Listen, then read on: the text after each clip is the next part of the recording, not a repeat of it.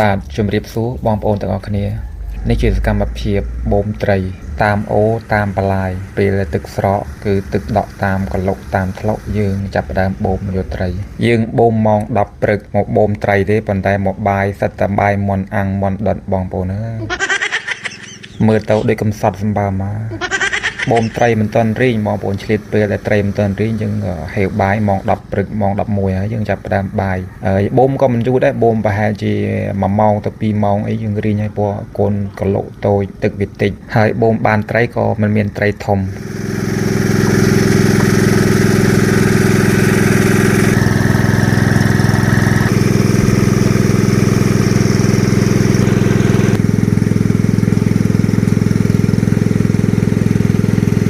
ខ្ញុំវិញគេបូមត្រីក៏បូមសិនទៅហើយបូងចកតែឆ្អែតកាពះសិនទៅ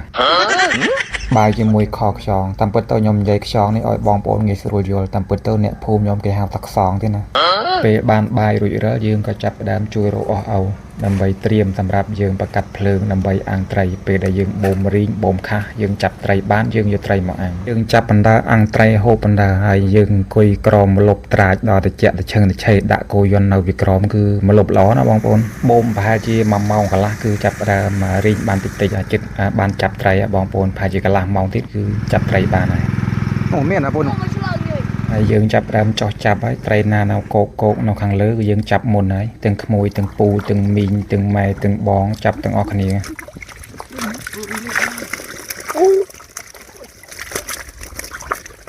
ត្រីមានមិនអត់ទេប៉ុន្តែគ្រាន់តែថាវាអត់មានធំត្រីណាដែលធំវាទៅរកកន្លែងណាដែលមានពាំងបឹងបួទឹកជ្រៅអីវាទៅនៅយើងបូមតាមបលាយតាមអូទឹករាក់បានត្រឹមតែត្រីល្អិតត្រីតូចដូចឃើញនៅក្នុងវីដេអូនេះយើងបូមទឹកអត់ទាន់រីងអស់នៅទឹកល្មមគឺយើងសម្រាប់យើងប្រើឈ្នាងយើងយកឈ្នាងមកដួសយកត្រីណាល្អិតបើយើងបូមខាស់ទឹកអស់វាអាចត្រីតូចត្រីល្អិតអាចកប់ផុសដូច្នេះយើងប្រើឈ្នាងដួសយកត្រីល្អិតអស់សិនចាំសល់ប្រមាណយើងបូមទឹកឲ្យរីងយើងចាប់អាត្រីធំបន្តទៀតនេះយើងបៀបគីយកត្រីល្អិតដើម្បីបញ្ចូលឈ្នាងឲ្យត្រីចូលក្នុងឈ្នាងយើងលើកមកគឺបានទាំងតូចទាំងធំបងប្អូនយើងប្រើឈ្នាងគឺវាចូលទាំងកពឹសត្រីចវាគឺតូចធំអីវាបានមកនេះក្នុងវីដេអូនេះខ្ញុំនិយាយពីឈ្នាងច្រើនបន្តិចដោយសារតែឈ្នាងជាឧបករណ៍នេសាទរបស់ខ្មែរពីប្រូត្រីពីការជាត់យកត្រីតូចត្រីល្អិតនេះគឺយើងប្រើឈ្នាងបើរត់គឺយើងរត់យកត្រីធំបច្ចុប្បន្ននេះឈ្នាងដូចមិនសូវឃើញបងប្អូនយើងប្រើតែពេលជាត់ត្រីទេគឺឃើញតែពេលដែលគេតាំងពិព័រណ៍ឬក៏កម្មវិធីសង្ក្រាន្តនេះបានគេយកឈ្នាងទៅតាំងប៉ុន្តែបើយកមកជាត់ត្រីវាអត់ដែលឃើញចំពោះបច្ចុប្បន្ននេះគេពេញនិយមទៅលើដងសន្ទូចដងបបកតាមបឹងទលេសាបតាមតពាំងតាមព្រែកអីគេពេញនិយមខាងបបកច្រើនជាងយើងយកឈ្នាងដួសកពឹសដួសត្រីចវាអស់ហើយសល់ទឹកប្រមាណគឺយើងចាប់ផ្ដើមបូមឲ្យអស់ដើម្បីចាប់យកត្រីក្រាញ់ត្រីដណ្ដែកឲ្យវាកប់ផុសជ្រៅ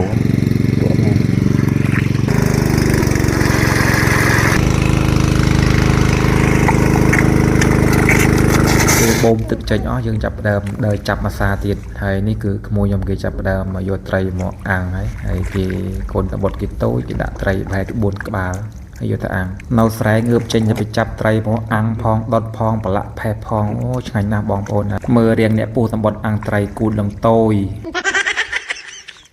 ពេលចាប់ត្រីអស់ហើយយើងយកត្រីទៅលាងហើយនេះក្មួយនឹងអូគេចាប់ផ្ដើមអូមសិនតបូមមកកន្លែងទៀតយើងលាងត្រីទុកដាក់ឲ្យជ្រះផុកជ្រះដីអស់ហើយយើងចាប់ផ្ដើមទុកមួយឡែកសិនហើយយើងអាំងត្រីនឹងដុតត្រីហូបមិនចាំបាច់មានអីច្រើនទេបងប្អូនសូម្បីតែចុចអំបិលម្ទេសក៏ឆ្ងាញ់ដែរយើងអាំងផងដុតផងប្រឡាក់ផេះអីតិចតួចក៏ចេះតែហូបឆ្ងាញ់ហូបកើតបងប្អូនអើយស្រុកស្រែយើងហើយនេះទីតាំងដែលត្រូវបូមថ្មីមកកន្លែងទៀតអូក្មួយខ្ញុំវាស្បាយលេងអាទឹកម៉ាស៊ីនដែលបូមចេញទៅបីតែមានថ្លាមិនស្អាតក៏លេងបានដែរបន្ទាប់ពីបូមបានមកសតុធំឃើញថាទឹកក៏រីងហើយយើងក៏អាចចោះចាប់ត្រីបាន